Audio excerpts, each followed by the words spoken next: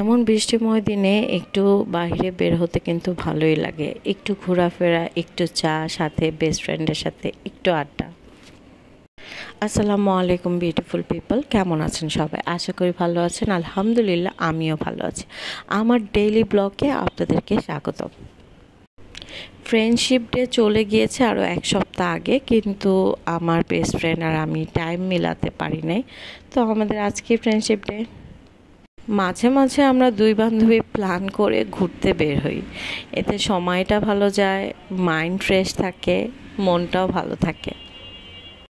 আমার কেক খুবই পছন্দ, তাই বান্ধবী আজকে বললো তোকে কেক খাবো, যেহেতু আজকে ফ্রেন্ডশিপ ডে, তোকে তোর পছন্দের কিছু খাওয়াবো।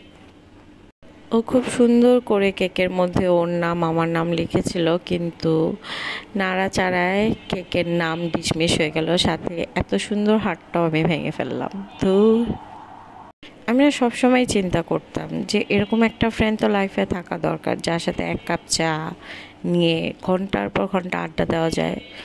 পৃথিবীর একদম নিশ্চিন্তের, পৃথিবীর যত গল্প আছে, যত কিছু আছে লাইফে, সব কিছু বলা যায়। এইটা চিন্তা করতে হয় না তখন সামনের মানুষটা আমাকে কিভাবে জাজ করতেছে বা ও আমাকে কি মনে করতেছে। মানে আমি একদম ফ্রেশ মাইন্ডে তার সাথে গল্প করতে পারবো। ইয়েস, আমি লাকি, কারণ আমার এরকম একটা ফ্রেন্ড আছে। একটা এরকম ফ্রেন্ড পাওয়া এটাও আসলে ভাগ্যের ব্যাপার। সবার লাইফে কিন্তু এত ভালো ফ্রেন্ড থাকে না, কারণ লাইফ এখন সবারই এত ব্যস্ততার মধ্যে থাকে, সবাই বিজি। এর মধ্যে টাইম বের করে কাউকে টাইম দেওয়া, হ্যাঁ, এটার নামই তো বন্ধুত্ব। তো আমার ফ্রেন্ডশিপ ডে উপলক্ষে আমার জন্য এই কিউট পার্লের ব্রেসলাইটটা নিয়ে এসেছে এবং আরেকটা ব্রেসলাইট এনেছে। যেহেতু জানে আমি ব্রেসলাইট খুব লাইক করি, আর আমার বেস্ট ফ্রেন্ডও ব্রেসলাইট লাইক করে, তার জন্য আমি একটা কিনেছি। তো এইটা ছিল আমাদের ফ্রেন্ডশিপ ডেতে একে অপরকে দেওয়া গিফট। এবং সে আমার জন্য যে ব্রেসলাইট কিনেছে, সেম ব্রেসলাইট সে নিজের জন্য কিনেছে এবং আমাকে বলতেছে আমাকে পরায় দে তুই। আমার বেস্ট ফ্রেন্ডের সাথে এখন আমার খুবই কম দেখা হয়, কিন্তু সে কখনো আমার জন্য কোনো গিফট কিনলে সেম টাইপের জিনিস সে তার জন্যও কিনে।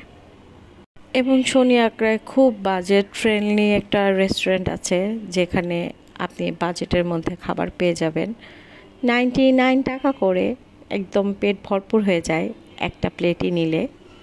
তো বান্ধবীর সাথে আড্ডা টাড্ডা দিয়ে বান্ধবী চলে গেল। আমি বাবুদের স্কুলে এসে দেখি ধুমচে বৃষ্টি চলতেছিল।